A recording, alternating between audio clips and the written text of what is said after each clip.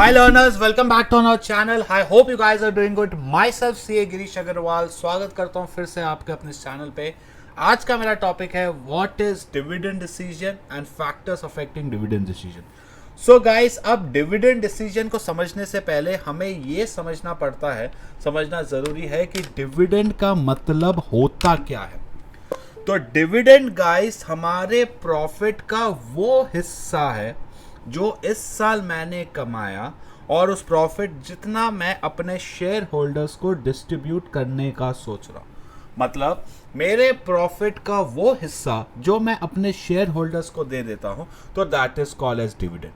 अब गाइस, अब हमें यहाँ पे ये इंपॉर्टेंट फैसला लेना है कि इस साल मैंने जो भी प्रॉफिट कमाया उसकी दो चीज़ें कर सकता हूँ। या तो मैं उसको अपने बिजनेस में रिटेन कर लूँ, जिससे हम फाइनेंस वर्ल्ड में रिटेन अर्निंग बोलते हैं, या जो भी मैंने प्रॉफिट कमाया है या जो भी मैंने मुनाफा कमाया है, इस प्रॉफिट को, इस मुनाफे को मैं अपने शेयर होल्डर्स में क्या कर दूं, डिस्ट्रीब्यूट। क्या गाइस, जो भी मैंने प्रॉफिट कमाया है एज अ डिस्ट्रीब्यूट, तो उसको हम बोलेंगे डिविडेंड। तो गाइस, यहाँ पे हमें यही डिसाइड करना होता है कि हम अपने प्रॉफिट को अपने बिजनेस में रिटेन रखें या हम अपने प्रॉफिट को बिजनेस से निकाल लें और एज अ डिविडेंड डिस्ट्रीब्यूट कर दें। तो ये डिसीजन हम यही चीज सोच के दिमाग में लेते हैं कि भाई हम जो भी फैसला ले, हर एक फैसले का नतीजा तो सिंपल होना चाहिए, that is maximising the shareholders wealth. मुझे मेरे शेयर होल्डर्स वेल्थ को मैक्सिमाइज करना है, मुझे मेरे शेयर होल्डर्स को एकदम मैक्सिमम से मैक्सिमम, एकदम ज़्यादा से ज़्यादा गेन, ज़्यादा से ज़्यादा बेनिफिट देना है। अब what are the factors affecting the dividend decisions? Dividend decisions के फैक्टर्स क्या है? मोस्टली हमारे कंपनीज में डिविडेंड इस साल या लास्ट ईयर की कमाई के हिसाब से दिया जाता है। अगर मेरे बिजनेस ने इस साल ज्यादा पैसे कमाए हैं या मेरे बिजनेस ने लास्ट ईयर ज्यादा पैसे कमाए थे, इसलिए अगर मैं ज्यादा डिविडेंड दे रहा हूं, तब मेरा फैक्टर क्या हो जाएगा? तब मेरा फैक्टर हो जाएगा अमाउंट ऑफ अर्निंग।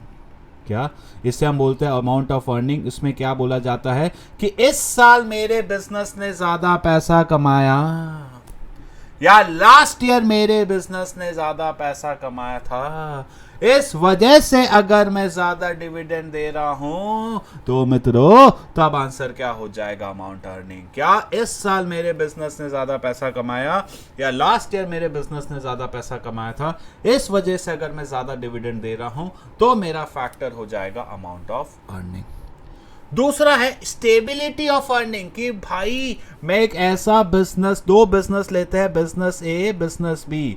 बिजनेस ए हर साल 100 करोड़ 100 करोड़ 100 करोड़ 100 करोड़ 100 करोड़ 100 करोड़ कमा रहा है, और बिजनेस बी कभी 50, कभी 60, कभी 10, कभी 100, कभी 10, कभी 20, कभी 40।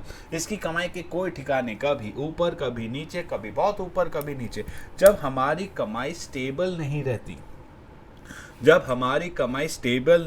हमारी कमाई ये ऊपर नीचे होती रहती है ना, तब हमें ज़्यादा डिविडेंड प्रेफर नहीं करना चाहिए। मतलब यहाँ पे बी सिचुएशन में हम प्रेफर करेंगे लो डिविडेंड, बट ए सिचुएशन में हम क्या प्रेफर करेंगे? यहाँ पे मेरी कमाई स्टेबल है भाया, स्टेबल है। जब आपकी कमाई स्टेबल होती है, हम क्या प्रेफर करेंगे? स्टेबल कमाई में हम प्रेफर करेंगे कहीं ना कहीं गाइस हाई डिविडेंड। जब मेरी कमाई स्टेबल है, हम क्या प्रेफर करेंगे? We will prefer high dividend. Other things remaining the same. Company की स्टेबल अर्निंग है तो हाई डिविडेंड, और वही कंपनी की अर्निंग ऊपर नीचे अनस्टेबल है तो प्रेफर करेंगे स्मॉल डिविडेंड। नेक्स्ट है स्टेबिलिटी ऑफ डिविडेंड। अगर मेरी कंपनी की कमाने की क्षमता, मैं डिविडेंड नहीं बढ़ा रहा, डिविडेंड तो पहले भी 10% देता था, आगे भी 10% दे रहा हूं, पर मुझे ऐसा लग रहा है कि भाई पहले तुम कमा रहे थे 100 करोड़ तो उस पे दे रहे थे 10, अभी कमाओगे 220, आगे तुमको लग रहा है 400 तो 40, तुम्हें ऐसा लग रहा है कि तुम्हारे कंपनी की कमाने की क्षमता बढ़ चुकी है, हैज गॉन अप, पहले से ज्यादा बढ़ती जा रही है, बढ़ती जा रही है, बढ़ती जा रही है। हम डिविडेंड पहले भी 10% देते थे, अभी भी 10% दे रहे हैं, बट यहां पे इस सिचुएशन में मैं डिविडेंड ज्यादा क्यों दे रहा हूं? एक ही वजह से दे रहा हूं, क्योंकि मुझे ऐसा कहीं लगता है कि मेरी कंपनी की कमाने की क्षमता बढ़ चुकी है। It has been found that company generally follows a policy stabilising dividend per share. The increase क्यों किया जाता है? क्योंकि हमें ऐसा लग रहा है कि इस साल नहीं, आने वाले हर साल में हमारी कमाई अब बढ़ चुकी है।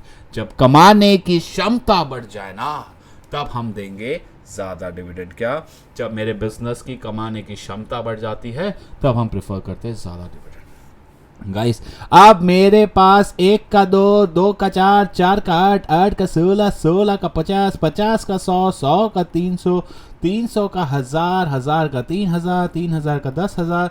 मेरे पास ऐसी अपॉर्चुनिटी है कि मैं अपने बिजनेस में जितना भी पैसा लगाया जाऊं, जितनी भी तो मिलती जाए उतनी लगे थोड़ी थोड़ी, मतलब जितना भी रिटर्न मिलता जाए उतना हमें कम लगता है। तो जितना ज्यादा आप बिजनेस में पैसा लगा रहे हो, आपका पैसा बढ़ता जा रहा है, बढ़ता जा रहा है, बढ़ता जा रहा है। अगर हमारे बिजनेस में हाई ग्रोथ अपॉर्चुनिटी है, क्या गाइस, ग्रोथ अपॉर्चुनिटी बहुत ज्यादा है, पैसा बढ़ने के बहुत चांस है, पैसा बहुत ज़्यादा जल्दी से बढ़ रहा है, पैसा रैपिडली बढ़ रहा है, तो प्रेफर करो रिटेन अर्निंग्स। और वहीं गाइस, अगर मेरे बिजनेस में ग्रोथ अपॉर्चुनिटी काफ़ी कम है, पैसे बढ़ने के चांसेस कम है, जो है वैसा ही रहेगा, बिजनेस के में पैसे बढ़ने के ज़्यादा चांसेस नहीं है। सॉरी, अगर ज़्यादा ग्रोथ अपॉर्चुनिटी नहीं है तो हम क्या प्रेफर करेंगे गाइस? तब हम प्रेफर करेंगे डिविडेंड। अगर we are having a high growth opportunity तो रिटेन अर्निंग्स, और वही अगर हमारे पास लो ग्रोथ अपॉर्चुनिटी है तो डिविडेंड। तो that's a point like growth opportunity. Next है गाइस, कैश फ्लो पोजीशन। कैसा पोजीशन? Cash flow. आपके पास देखो, बिजनेस में डिविडेंड देने के लिए सबसे इंपॉर्टेंट एक और चीज होनी चाहिए, वो है एक्चुअल में पैसा।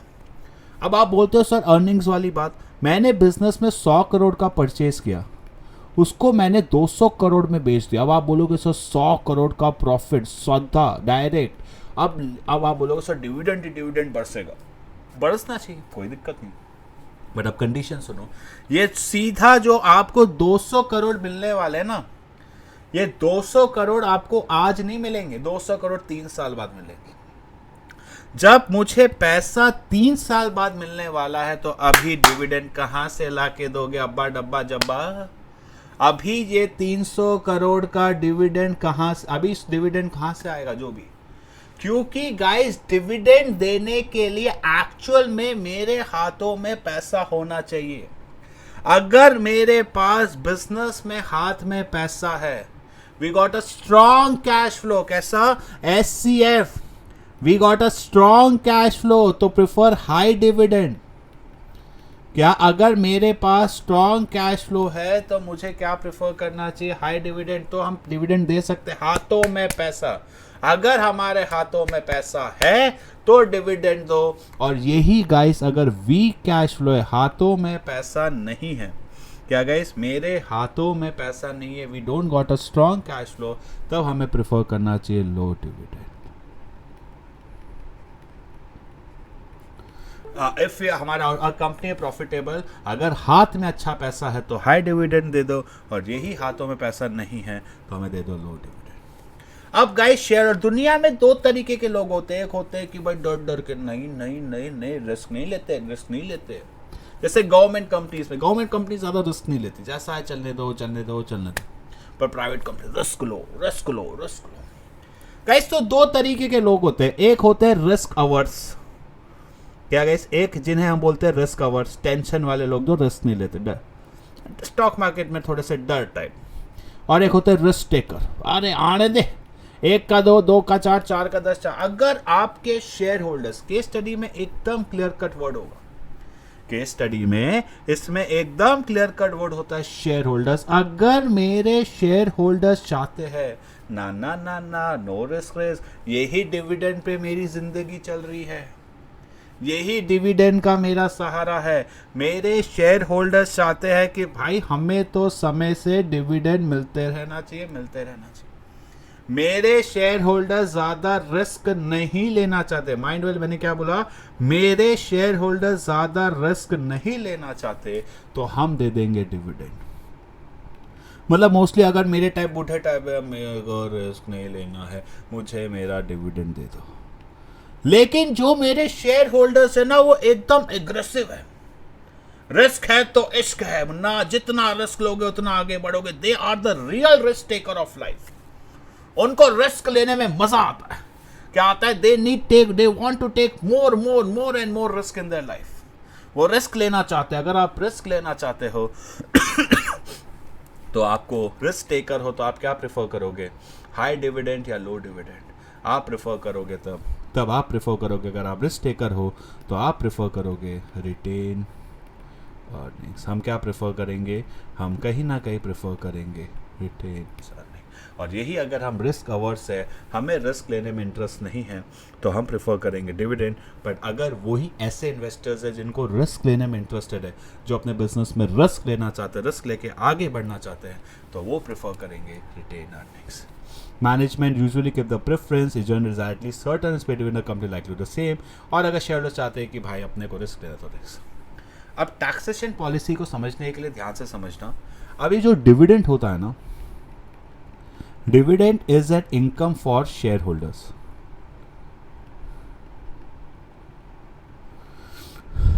ठीक है, बट इस डिविडेंड कमबक पे टैक्स कौन भरता पता है? टैक्स शेयर होल्डर नहीं भरता। कमाई शेयर होल्डर की भरना शेयर होल्डर को चाहिए नहीं, बट इस पे टैक्स भरती है कंपनी।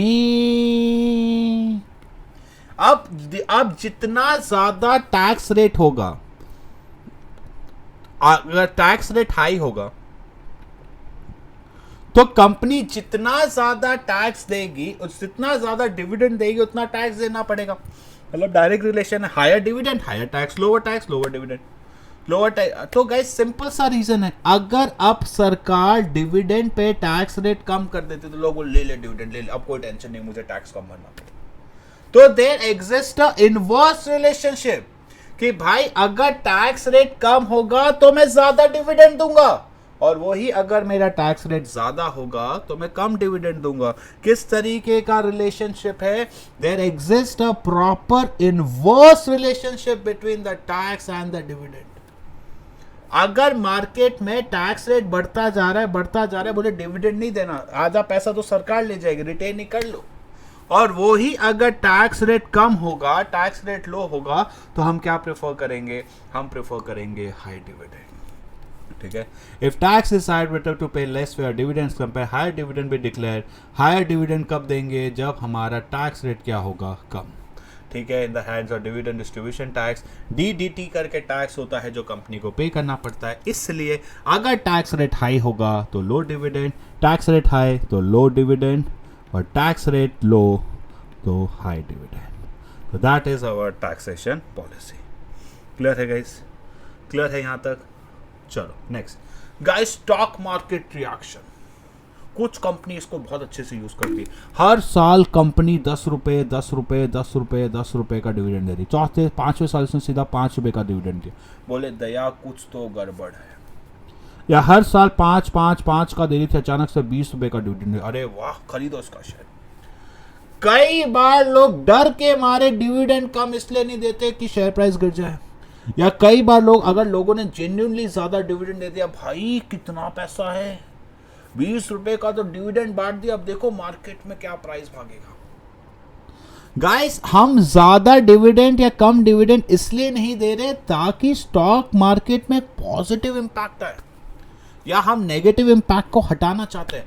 हम हमारे शेयर प्राइस को चेंज करने के चक्कर में डिविडेंड ज्यादा देता है। ये जितनी भी पब्लिक सेक्टर कंपनी है या IT से ऐसे जो कंपनीज है ना बड़ी बड़ी, ये कई कुछ ऐसी कंपनीज है इसलिए खरीदे जाते हैं क्योंकि इनके डिविडेंड यील्ड बहुत अच्छे हैं। ये जो पर शेयर डिविडेंड देते हैं ना, बहुत ही धांसू, बहुत ही जोरदार, बहुत ही रॉकिंग। हम ज़्यादा डिविडेंड दे ही इसलिए रहे हैं ताकि स्टॉक मार्केट में एक पॉजिटिव रिएक्शन जाए और हर कोई गाइस हमारे शेयर को खरीदे।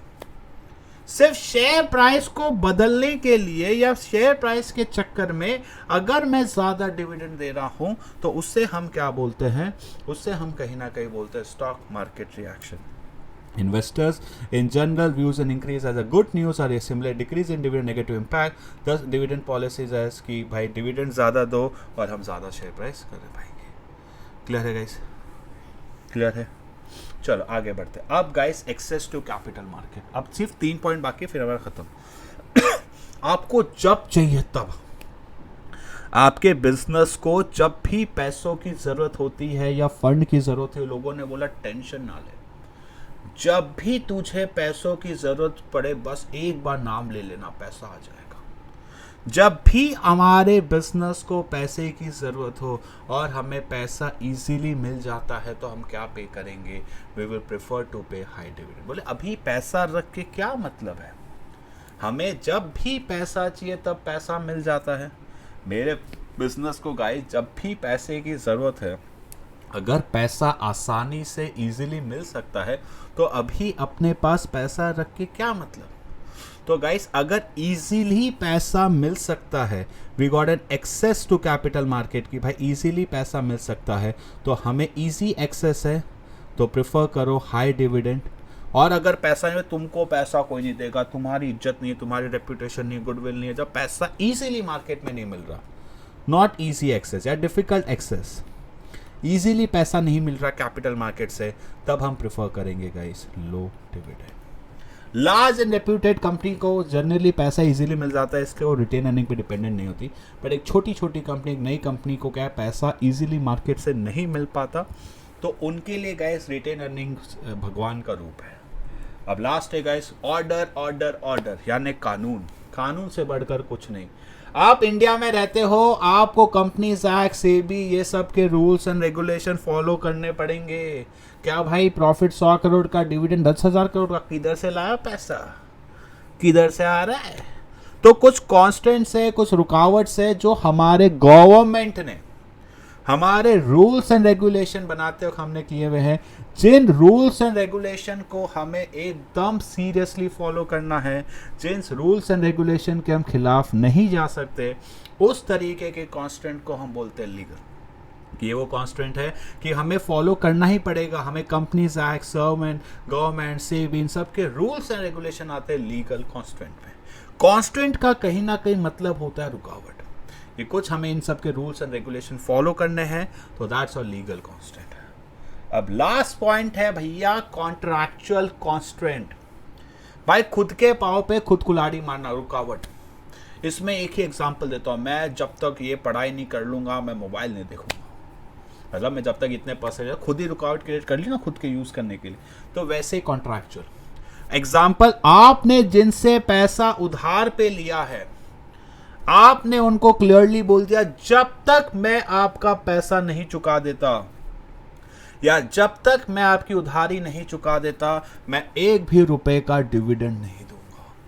जब कोई इंसान खुद के पाँव पे खुद कुल्हाड़ी मार ले, खुद डिसाइड कर ले जब तक आपकी उधारी नहीं चुक जाती, जब तक आपका पैसा नहीं चुक जाता, मैं एक भी रुपए का डिविडेंड नहीं दूंगा, दैट इज कॉन्ट्रैक्ट। खुद बनाया, गवर्नमेंट ने नहीं बोला। जो रुकावटें हम खुद से क्रिएट करते हैं that is contractual. For example घर के रूल लीगल, हमने खुद से बोले पापा आपसे ये नियम भी लगा दो, तो दैट्स दी कॉन्ट्रैक्चुअल। तो गाइस मैं फिर से एक बार सारे पॉइंट्स रिवाइज करा देता हूँ इन 2 मिनट्स फटाक से। फर्स्ट है हमारा फर्स्ट पॉइंट है हमारा डिविडेंड में अर्निंग्स, इस साल की कमाई, इस साल या लास्ट ईयर की बात हो रही है तो अर्निंग्स, अगर स्टेबल अर्निंग्स की बात हो रही है, स्टेबिलिटी ऑफ अर्निंग्स की बात हो रही है, अर्निंग पोटेंशियल वर्ड याद रखना, earning potential than the stability of dividend, growth word दिख रहा है अपॉर्चुनिटी टू बढ़ाने की, तो दैट्स रिटेन ग्रोथ अपॉर्चुनिटी, तो रिटेन अर्निंग्स नहीं तो dividend. Strong cash flow, availability of cash balance, cash flow की बात हो रही है तो that's the cash flow position. Shareholders preference, shareholders की क्या चॉइस है, वर्ड रहेगा शेयर होल्डर्स या preference, risk averse, risk taker, ऐसा कुछ। फिर नेक्स्ट है टैक्स वर्ड्स में सबसे सिंपल होता है क्योंकि इसमें टैक्स रेट वर्ड दिया हुआ होगा। स्टॉक मार्केट, शेयर प्राइस उसको इंक्रीज करना, डिक्रीज करना, ऐसा कुछ हो तो stock market reaction. Access, easily पैसा मिल रहा तो हाई डिविडेंड, नहीं तो ये पैसा एक्सेस टू कैपिटल मार्केट, इसमें वर्ड रहेगा एक्सेस टू कैपिटल मार्केट। फिर नेक्स्ट है गाइस लीगल गवर्नमेंट के कुछ रूल्स एंड रेगुलेशन जो हमें फॉलो करने हैं पेमेंट ऑफ डिविडेंड, और जो हम खुद से बना लेते हैं that's a contraction. I hope आपको वीडियो अच्छा लगा हो तो do like the video and do subscribe the channel. ऐसे छोटे छोटे वीडियोस और आते रहेंगे, तब तक के लिए टाटा बाय बाय।